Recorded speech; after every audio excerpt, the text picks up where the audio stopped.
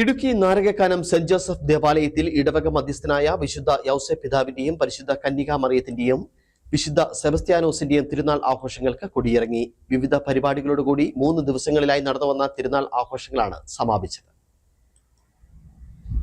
Narakakkanam saint Joseph ദേവാലയത്തിൽ ഇടവക മധ്യസ്ഥനായ വിശുദ്ധ യൗസേപ്പ് പിതാവിന്റെയും പരിശുദ്ധ കന്യകാമറിയത്തിന്റെയും ധീര രക്തസാക്ഷി വിശുദ്ധ സെബസ്ത്യാനോസിന്റെയും തിരുനാൾ ആഘോഷങ്ങൾക്കാണ് കൊടിയിറങ്ങിയത്. വിവിധ പരിപാടികളോടുകൂടി 3 ദിവസങ്ങളിലെ നടന്നുവന്ന ആഘോഷ പരിപാടികളാണ് സമാപിച്ചത്.